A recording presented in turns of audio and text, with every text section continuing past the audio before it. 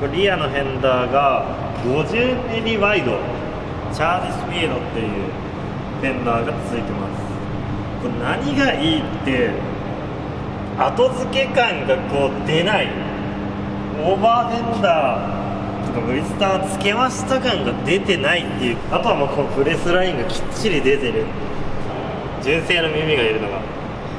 いいですよね。もう叩き出し感があるのも好きなんですけど、純正で結構貴重なリアンダーとかもついてたりとか、サイドも前期サイドって純正のそのままついてるけど、もう別にこういうところにビスで止めちゃってるんで、本当はビスで止めるのは芸がないというか美学じゃないんですけど、もう取れるのが嫌なんで、とりあえず走っててかっ飛ばしてなんか引っ掛けたりとか、なんか飛んでっちゃったりとかパタパタするのが嫌なんで、もう絶対止まってる方がいいやってぐらいの考えなんで。あとこれの大事な結構ポイントは、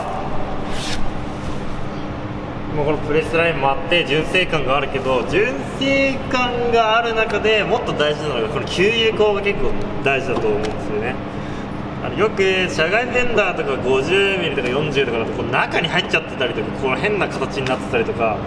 それは車外のフリーアルとかで全体的なバランスでここがこういうへこんでたりとか、そういう車外っぽくなってるのはいいけど、純正の感じで作ってるから絶対に純正っぽくこう作りたいわけで、ここはオフセット、わざわざここになんか貼り付けるやつもあるんですけど、もう純正のこの鉄板のまま使いたかったから、そのままオフセットさせて、もういかにも純正ですみたいな感じにしたのが結構大事なポイントですかね。そのまま使えるっていう、こう大事ですね。これがやっぱり中に入ってると車外感出ちゃうんで、だいたいテールとかは後期テールにするのが定番なんですけど、もうあえて昔から前期を使ってますね。ダサいって言われるものをいかにかっこよくするかっていうので、ちょっとこうエンブレムが好きじゃないからエンブレム取っ払って、これはきっちりガンでスモーク超薄くスモーク吹いてますね。パッと目わかんないんですけど、そのさりげないのが結構大事。適当なので塗るとやっぱりなんかみそぼらしくなっちゃうんですけど、ガンできっちり塗るっていうのが大事なところですね。自分と言ったらステッカーがバッチリ貼ってある、結構、大事なポイントだったりするんですよ。で気づいた人は気づくと思うんですけど、1台目と2台目でなんだ同じように貼ってあるのみたいな、同じステッカーが同じ場所にあるじゃんみたいな。これはわざわざ1台目からこいつは絶対にもう外せないというか、こう残したいとこだったので、わざわざ1台目から2台目のやつに移植しました。ここ移植して、さらにそこからまたこう増えてった仲間たちを貼ってってますね。走ってる時は、いや誰々とつるんでるとか誰々と仲良くしてるとかので、そういう看板を背負って走ってるっていう意識が、これを始めた、ドリフトやってた、ストリートとかちょっと山とか走ってた頃にはやっぱそういう意識はありましたよね。これはもうやっぱメーカーとかそういうロゴじゃなくて、みんなオリジナルで自分の個人ステッカーだったりチームステッカーだったりっていう一人一人の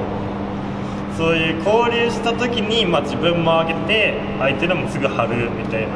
もう自分はすぐ貼るっていうのが結構条件で、もらったらすぐ貼ってあげる。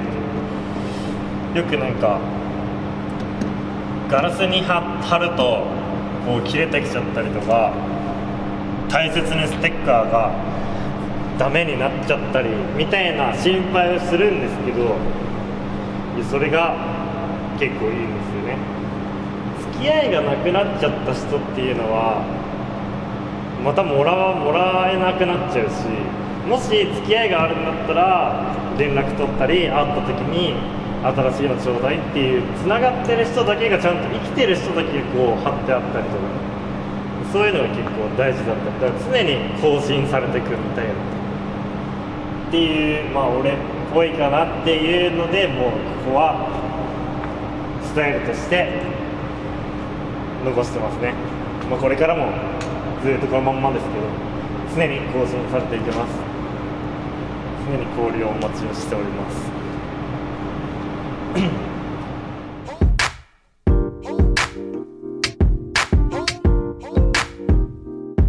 足回りはまあそうですね、一番こだわってやった部分っていうのはこだわってますかね。リアメンバーをこれはリジット化して約2センチ、まあ、測って 1.8 ぐらいなんですけど、上げられるだけ上げてる、まあ、上げてる人は切ってとか極端なことして上げてる人はもう今はすごいいっぱいいるんですけど、自分はもうそのままマウントを純正マウントを打ち抜いて、昔ヤナックとかいうメーカーから出てる、まあ、今 GK からも出てるかアルミのマウントを普通は上から圧入するんですけど、下から圧入して上がマウントの面になるぐらいで叩いて、もうフレームにビタ付けできる状態ですね。ビタ付けできる状態で約 1.8 から2センチぐらい上がるんですけど、それをやるのがかなり肝ですね。1センチとか 1.5 っていうのは相当でかいんで、メンバー上げることによってマフラーの位置も後ろ側のメンバーの下が一番擦りやすいっていうか、まあ、これでも擦ったりするんですけど、限界まで綺麗に作れば擦る量も減るんですけど、まあ、一番メンバーの下がだいたい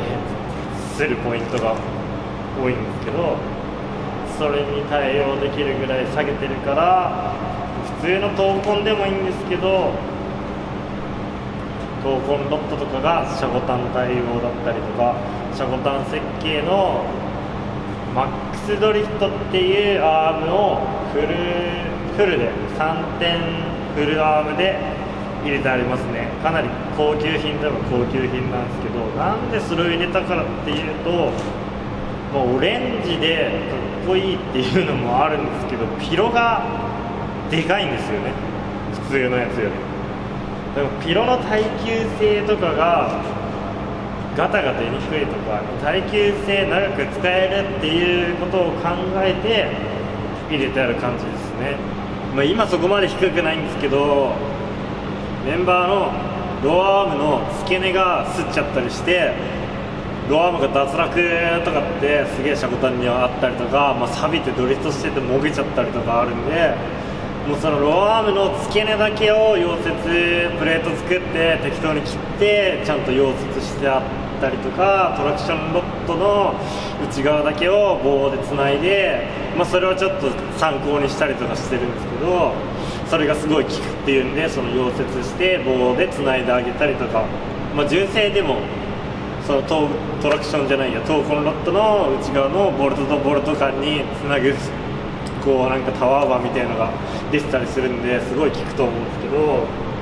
プラスでも全部が全部強くするとなると、デフのマウント前側と後ろ側もゴムブッシュになってるんですけど、それもリジットのカラーとか入れて全部ガチガチにすると、もうなんか逃げがなくなる。全部がもうガチガチだとやっぱり弱いところに逃げちゃうから、自分はデフのマウントは純正を使ってそこだけは逃がしてるかなっていうのはありますね。で、自分はかなりデフマニアというかデフが好きなんで、 LSD とかをバラしたりとか自分でセットしたりとか好きで、まあなんだろう、特に言えばもうファイナルとかも変えてるんですけど、ファイナルとかよりもまあなんかよくバキバキとかチャタリングしてるのとか、自分は音が鳴るのが好きなんで、もう本当に鳴らすためにイニシャル上げてオイルとかこだわっていろいろセットして、いかになるようにとか自分の好みの聴き方をするように何回もバラしてつけて、今度このデフ使ってみてみたいな、いうちょっとそういうのが楽しくて好きで結構やってたりする中、それを活かして結構ドリフトとかやってみるとか初めてやりだして、 NA とかターボとかいろいろシルビアだったりスカイラインとかあるんですけど、ファイナルって結構あんまり最初の方ドリフト始めた時って知らない最終減速比っていうんですかね。ファイナルギアっていうのが後ろにあるんですけど、ファイナルを変更してあげると結構車の性格が変わるというか、特にシルビアだとしたら、ターボじゃないとドリフトは厳しいとか NA だとドリフトできないっていうのはあるんですけど、自分は結構おすすめして作ってあげたりするのは、ファイナルをもう加速寄りの、普通だとシルビアだと 4.1 とか 4.3 とかが基本的なんですけど、 4.6 っていうちょっとかなり加速寄りのファイナルがあるんですけど、それを探してきてそれを組んであげるとかなり加速寄りになって NA でもドリフトしやすくて、ものすごくパワーが出たような感じになるんで、それはすごいおすすめですね。ファイナルギアの変更、特にエンジンパワーとかも上げなくても、高いんですけどね、結構希少なギアになるんで、探してきて LSD を組んであげるって普通の人はかなり手間で、やろうとは思わないと思うんですけど、そういうのを結構やってあげたりして楽しい車作りみたいなのをサポートしてあげたりとかはしてますね。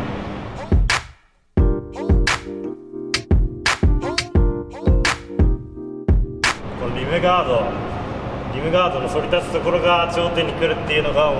大事なポイントなんで、ここにいてくれないとドリフトできない人なんで、ここにいてなおかつストロークしてちゃんと沈ませる、足動かせるっていう、普通のドリシャの方が絶対足は動くし、下げればやっぱ足が動かなくなる領域になっちゃうけど、それをいかに少しでももう 0.5 ミリでも稼ごうっていうので、リアがこれ10キロ、普通は10キロみたいな、これぐらい攻めてると10キロなんですかみたいな大体言われるんですけど、もう10キロぐらいじゃないとシルビアの軽さだとやっぱりもう硬いというか跳ねるし、ドリフトするんだったら別に硬くてもドリフトできるんですけど、ドリフトだけじゃなくて首都高も走るっていうかドライブするうちにちょっと気持ちよく走るってなると、バネレと硬くすればやっぱ車が軽ければ軽いほどやっ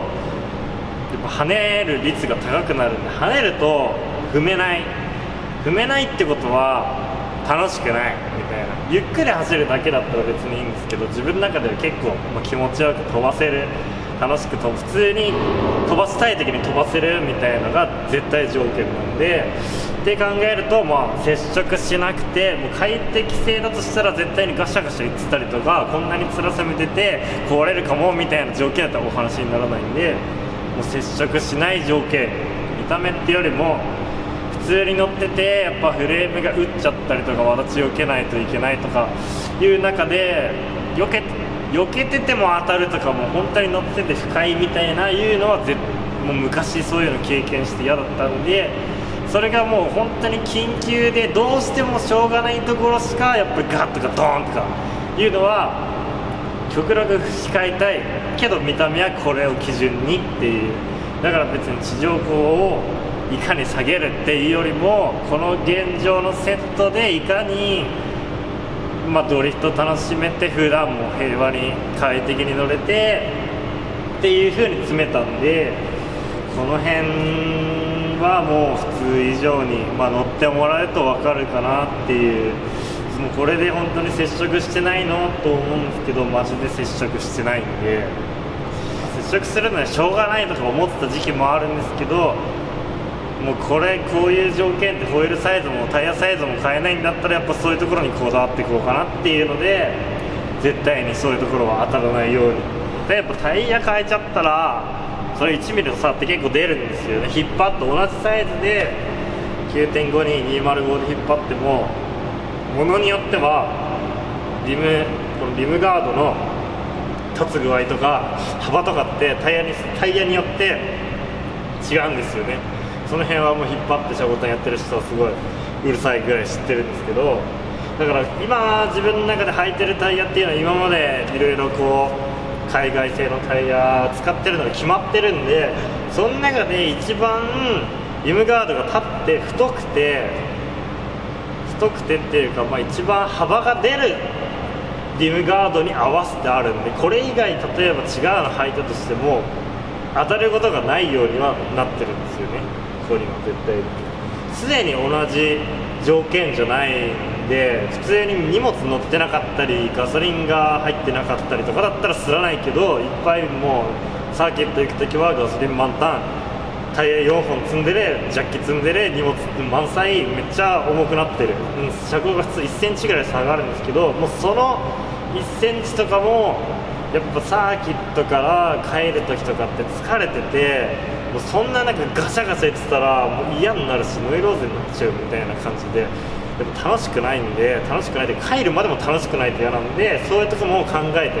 極力もうそのすらないっていう超ギリギリ、積載してても不快じゃないっていう条件でやってますね。その辺はめちゃめちゃ詰まってます、見た目以上に。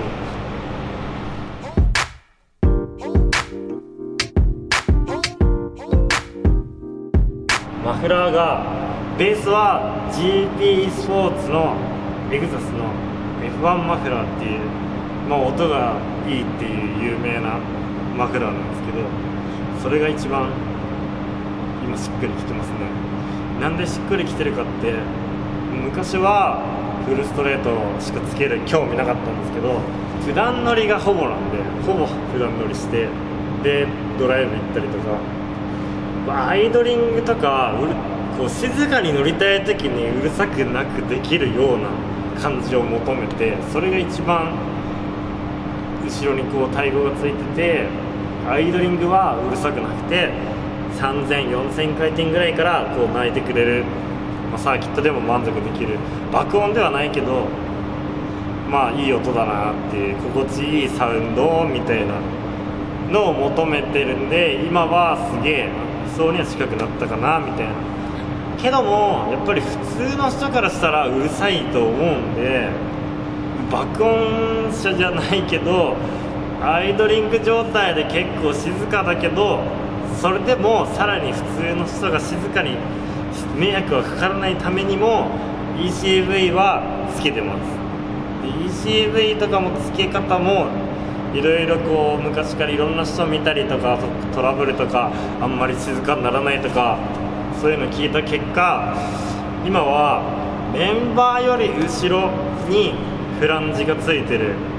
エグザスとかついてるんですけど、そこに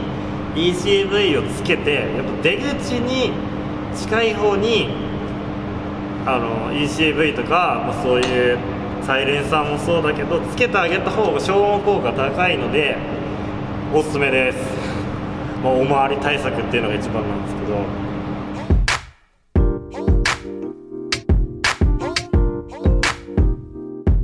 このホイールがCST-01 ハイパー17インチ、サイズが 9.5 のプラ15、もう7年近く履いてますね。タイヤサイズが前後205の4017で揃えてますね。投資基本的に自分は CST っていうホイールをずっともうこれでいこうって決めてから、タイヤサイズとホイールのサイズは絶対に投資でやってますね。それは訳があって、リアはドリフトしたら基本的には履いてるやつを交換して付け替えるじゃないですか。その付け替えた時にホイールのサイズとタイヤサイズが同じだったらセットが変わらないんで、面に常に究極の面で走れる、この面で走ることがもう絶対条件、これじゃないとドリフトができないって感じなんですよね、昔から。ホイールサイズが違うとわざわざタイヤを交換するときにバイタルを入れ替えるとかスペーサーを付け替えるとかがもうめんどくさいことが基本的には嫌いなので、もう絶対にポンでいける条件でもこれだけフェンダーが出てて後ろも出てるからワイトレが入ってるっていうのがやっぱもったいないです。これ今履いてるのがハイパーシルバーって言って限定カラーになるんですけど、ツイッターの方で CST のメーカーさんとつながりを持った時があって、それのきっかけで去年の後半ぐらいに限定カラーとして出そうとしてるタイミングに、よかったらカラーの提案ありますかみたいな、高級感のある質感というか、色だったりっていうのでシルバー系っていうので言ったら、たまたま採用していただいて今履いてるっていう、そこまで CST にこだわってメーカーさんにつながって提案までできて、でみんなにも CST のイメージが強くてかっこいいって言われてるんで、もうこれでずっといきますね。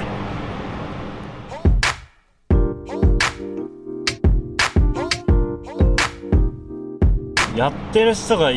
まずいないことを実はやってて、デフィのこの BF モデルの青っていうのは多分視界性の関係で緑とかなんか水色っぽく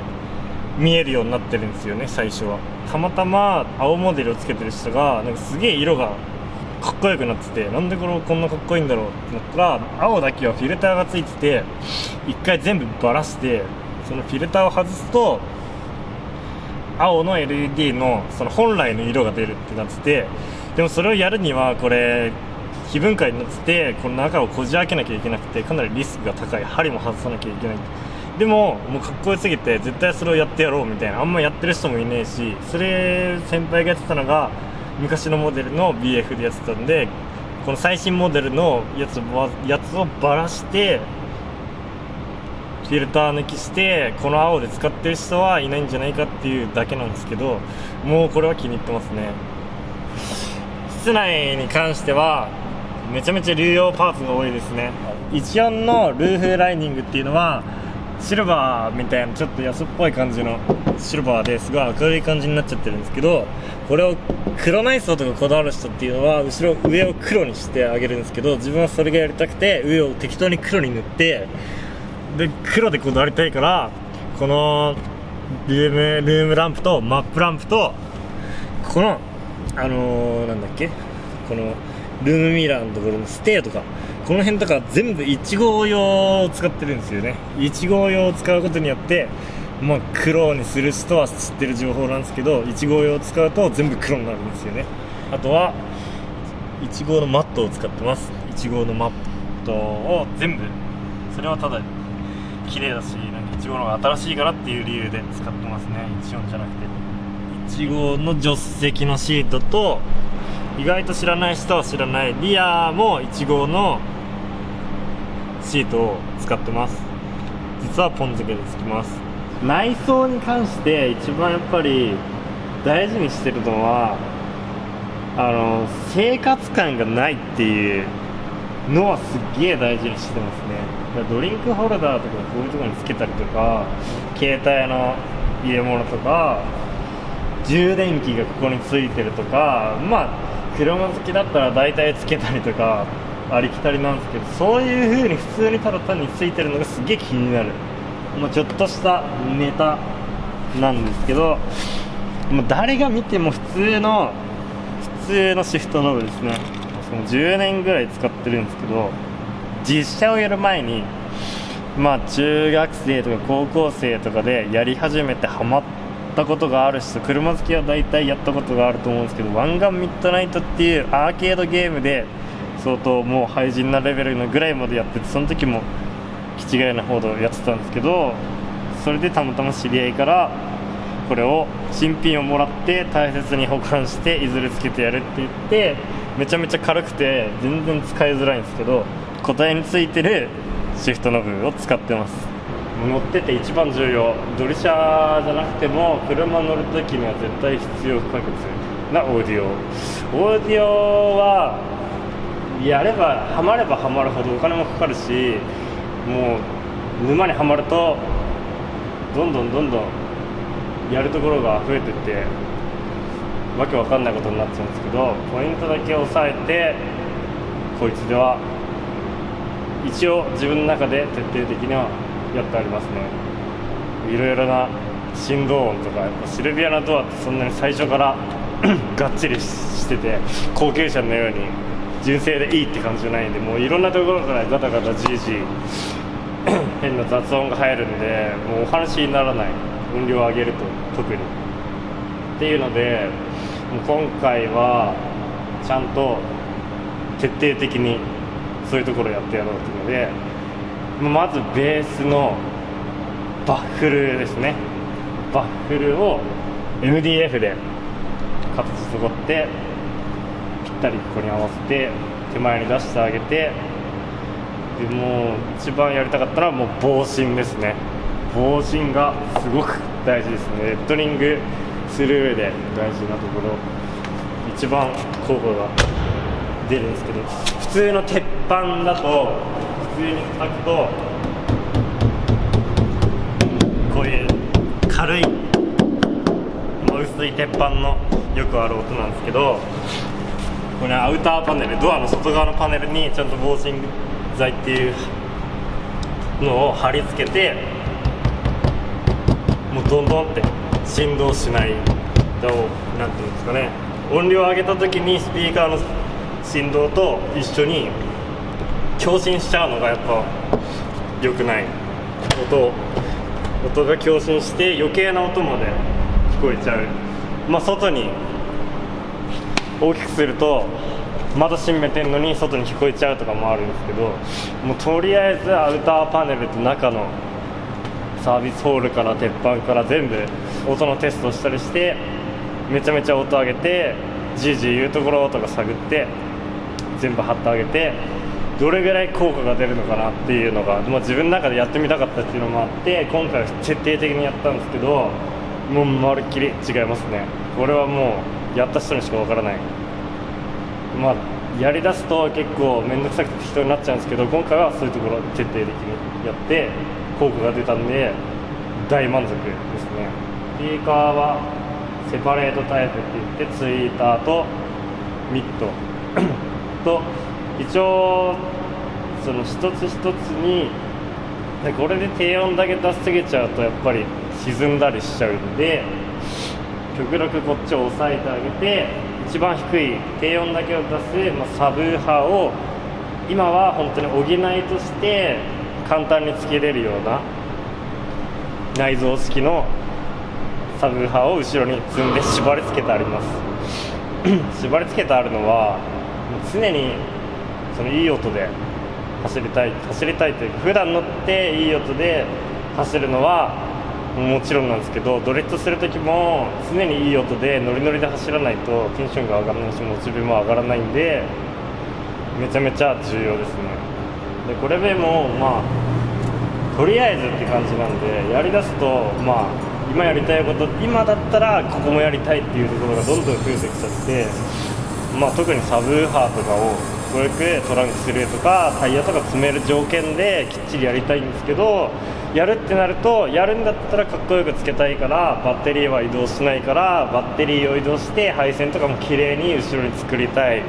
なおかつタイヤ詰めて荷物詰めて防振もしなきゃってなると、乗れないというか作業してすぐ終わらないんで、自分は乗れないっていうのが嫌なんでというか、常に乗りたい人なんで、特にお店とかも預けられないっていうのもあるし、預けて数日間乗れないだけで嫌になっちゃうぐらいなんで、上を目指したらキリがないんで。でもこれで普通のシルビアとかドリシャとかでちょっとオーディオ気になってちょろっといじったやつとかに興味あるやつに聞かせると大体びっくりするぐらい、もうシルビーじゃないって言われるぐらいきっちりなりますね。これは間違いありません。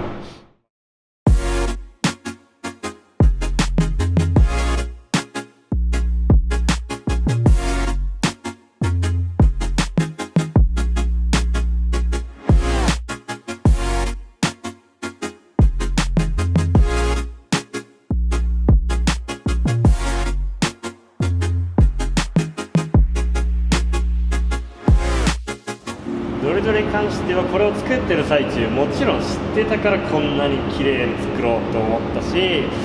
車を作っていこうと思ったんですけど、今年のドリドリで何月目指して車を仕上げて出そうみたいな